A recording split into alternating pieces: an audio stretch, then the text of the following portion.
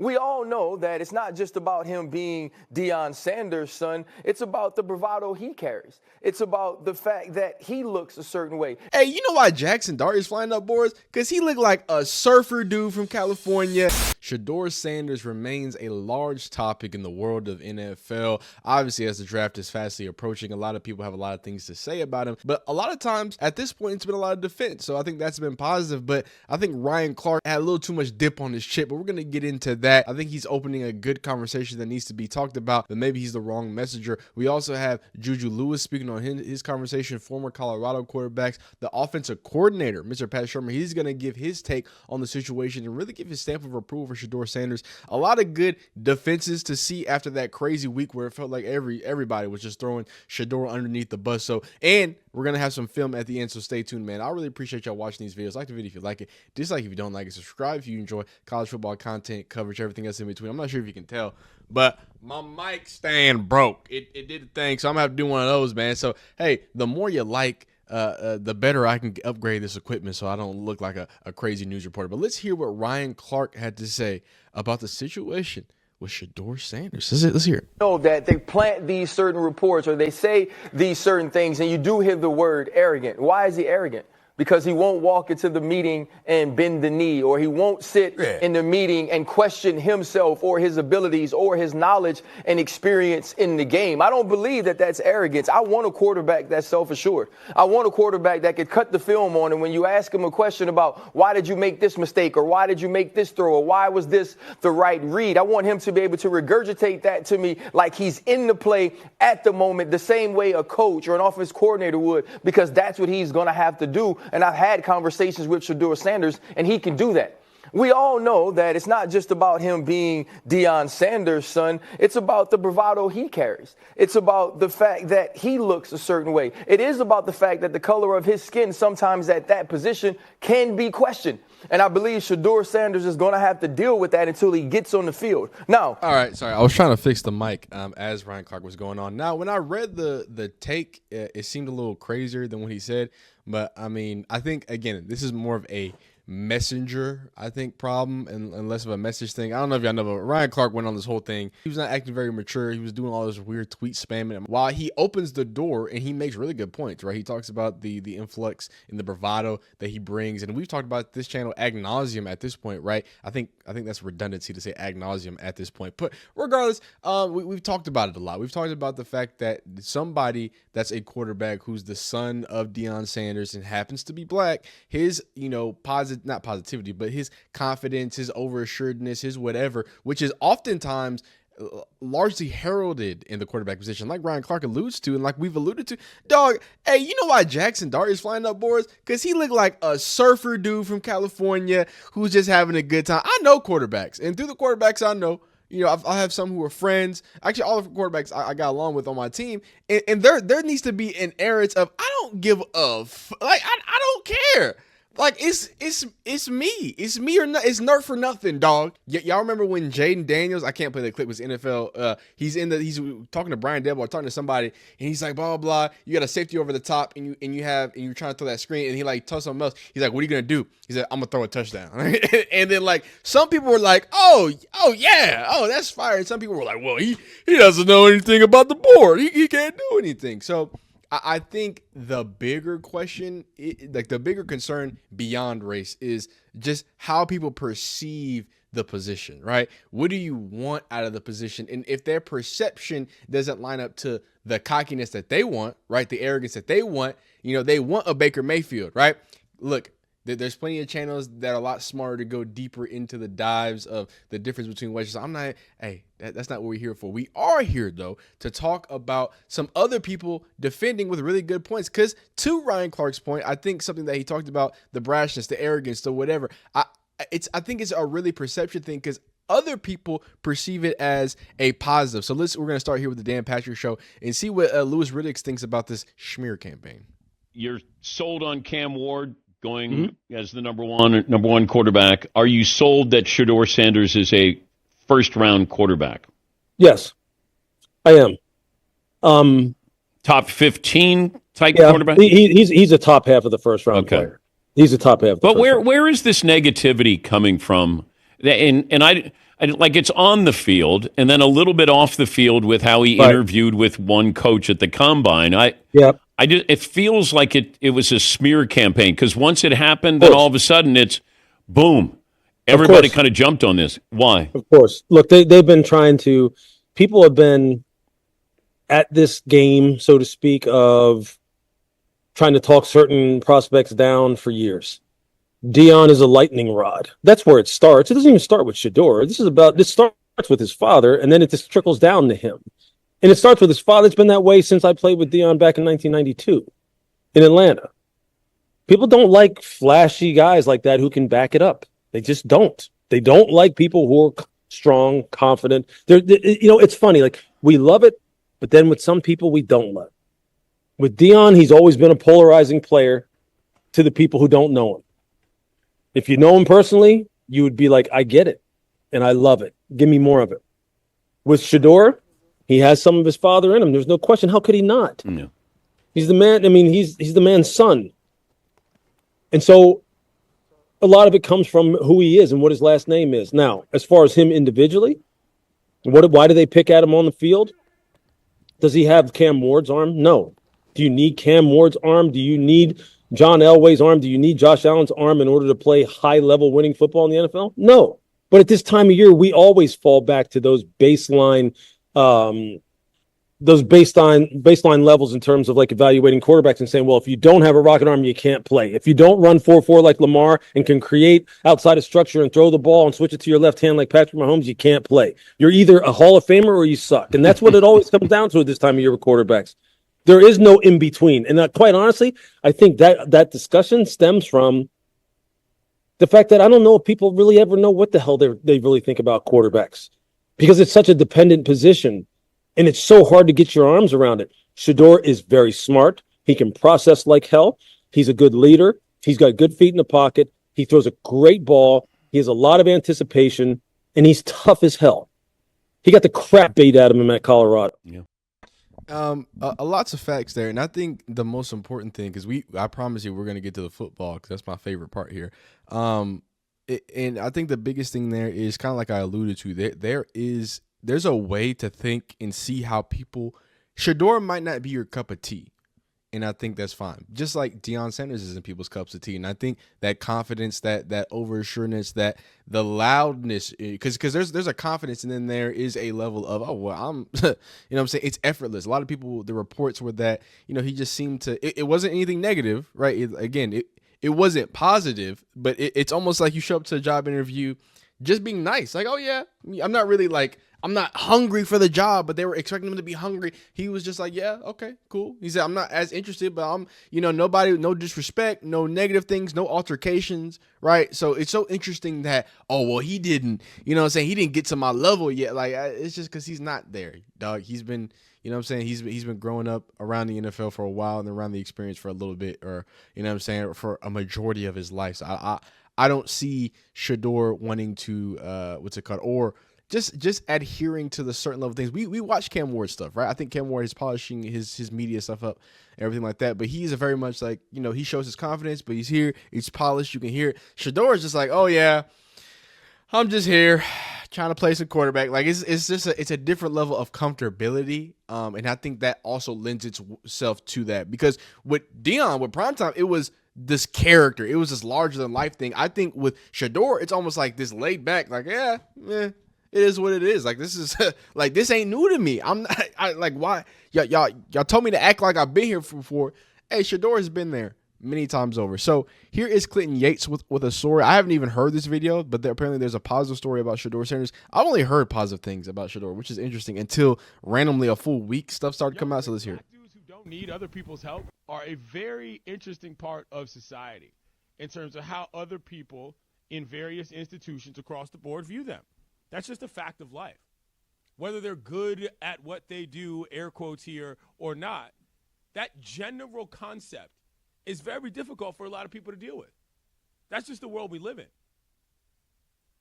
It's even more difficult when you sort of add to that the idea that, like, nah, he's not a bad dude. Like, not even remotely.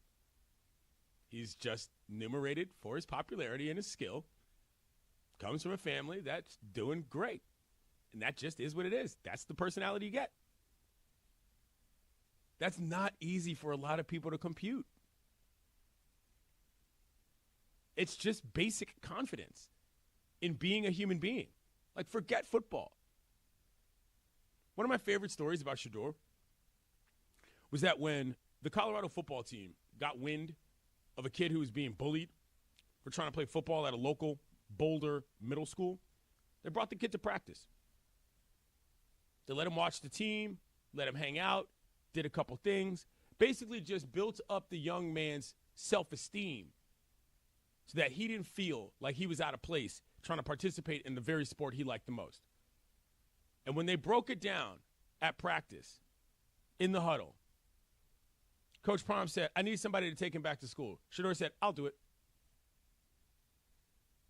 Got in the truck, drove to the middle school with the kid, brought him into the school, and then just hung out with the kids.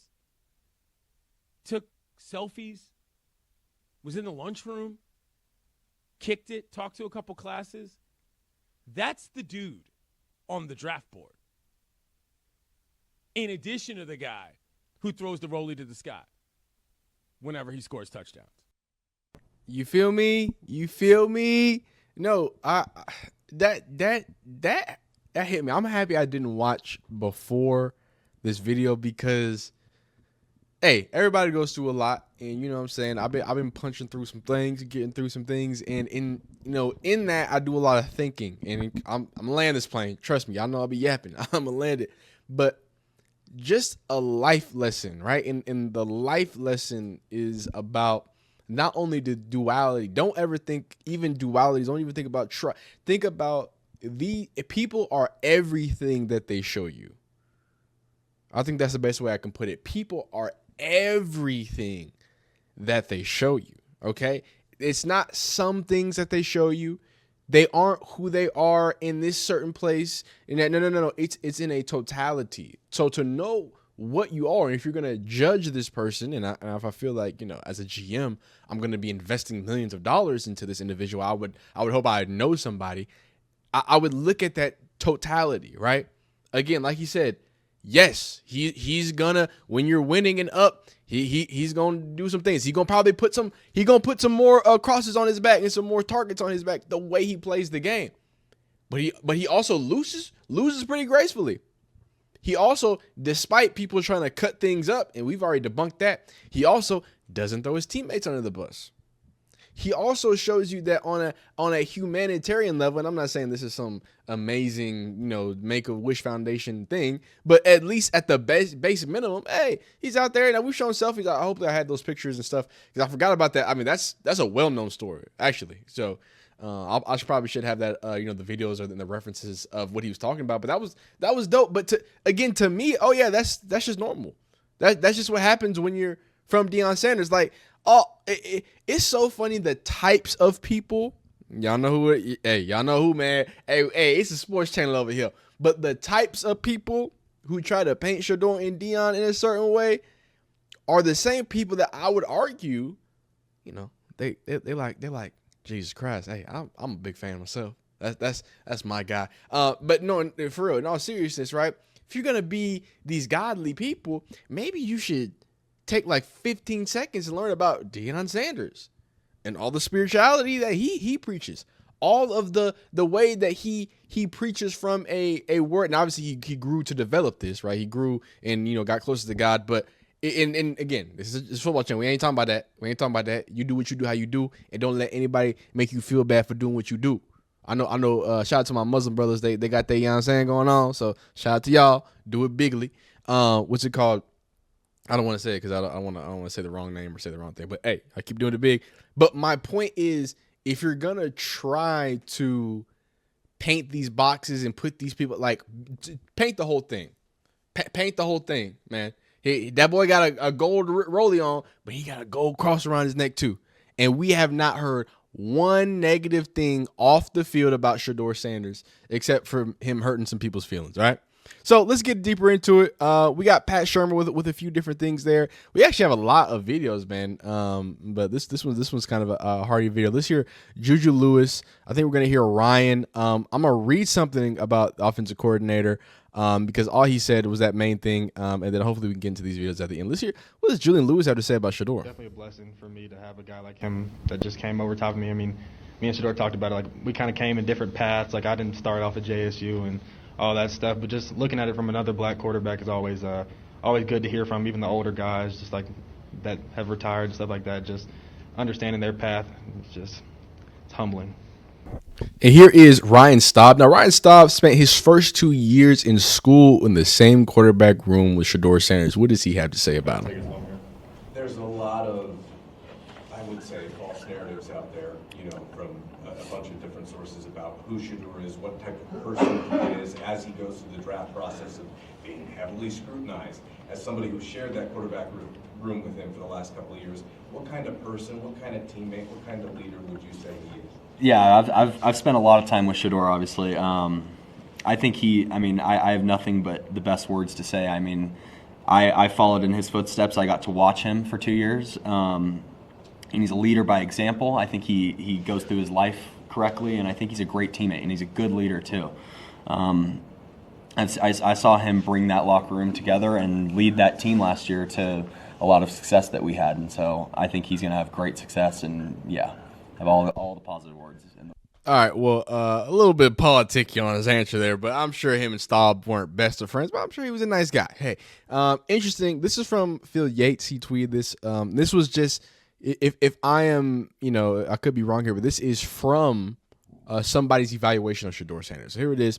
He says, polished, quarterback coach, base balance, pocket movements, when, what's it called? Pocket movement, when keeps, resets, base, accuracy, short, quick game, when moving up, processes, gets to check downs sometimes, skips, reads, question marks. A lot of things I've been seeing is that he stares at his receivers a little too long. He first reads and get locks on. That's I think the biggest things besides the whole holding on to the ball too long. Vision, some nice hold throws or rails, extends sometimes. Again, he can extend, and I think the thing is that how amazing some of his extends betray how good he actually is in the vice versa way, because I don't think he's that good of an athlete to be doing some of that crazy they be doing. But hey, then again, he be doing it. But I don't say that to say that he can't do some things. I'm just saying that I wouldn't expect all those things that he was doing, running around left, back, right in the NFL with people running 4.5s, 4.4s on the edges. You know what I'm saying? But I do think it's enough to stay alive and get some first downs too in the NFL. Question mark. So many throws at or near line of scrimmage. Default retreat backwards equals number 2 or OL or both drifter. This is a bunch of stuff. A little let's see. A little AAA versus is highs and lows. Holds ball, sack, hero ball, of course. You know what I'm saying? Oh, what? In my opinion, on the drive, throw loses energy up, rotational arm energies. Okay, so here it is. The offense. Offense is offensive, frustrating, not pro style at all, static, little to no motion or shifts, open edges, no tight ends, no run game. OL rough. Really struggle with stunts. They really struggle with stunts. I told y'all that when we were looking at film last time. It's not that they are terrible, but if you do anything on the line of scrimmage to them, they were just lost. So let's hear what Pat Shurmur has to say. The guy that we said had a little bit of a lackluster offense, and some people say failed Shedeur. Some people say that they babied Shedeur too much. So let's see what he has to say about Shedeur being a quarterback at the next level. Back on the field. Football's a game you got to play, and in order to play it, you got to put a ball down and you got to place them. And I think the important thing for all teams of a job, and then Juju's phenomenal. You're thrust into a big stage, and I think doing the research on Shedeur, it seems, I guess, broad strokes, the NFL community has had to Shedeur and just kind of how he's shaking everything up a little bit. Well, I've talked to all 32 teams, and some of them multiple times. I mean, some of the teams, ought to get an Airbnb out here. They've been out here a bunch of times doing the research on Shedeur for the right reasons. And I've told them all this, and I really believe it, having worked with him at this level and knowing how he's going to project to the next level. If you need a quarterback, draft Shedeur. If you don't need a quarterback, take Travis. I mean, I just. And it is that easy. Again, maybe is it a little bit of a politicky answer? Of course, right? What is Pat Shurmur going to say other than, great raving things? But I have to say that in the overall conversation, we not just as a people, but as somebody who wants to defend Shedeur, we can't just be upset and point out the lies and point out the negatives. We also have to take our time to point out the people who are doing the due diligence to stick their necks out. Yo, Ryan Clark is about to be killed for the next month or whatever weeks for saying that and bringing it up to Shedeur about the whole race thing and the whole situation, right? But, I mean, is he wrong? Does he have wrong points? Y'all, people might not want to hear it. We might not want to have those conversations, especially on the sports show. Like, let's leave that over there. But when the reality is a reality, I don't know how y'all want us to slice it any other way, right? But at the same point, like I said, clear to see why people think he's arrogant. Clear to see why people might not like his flavor. But hey, man, some people don't like wine. Some people don't like beer. And other people chug it, all right? But hey, you be amazing. You be great. You be phenomenal. I hope you have a great day. Just know that you are amazing. You are elite. And some days might be a little dark, a little overcast. But that just means they just want them flowers to pop up, right? That's just all that means. So let your flower out, man. You be great. We'll see you next time. Wait. Comment what kind of content you want to see. Also, see.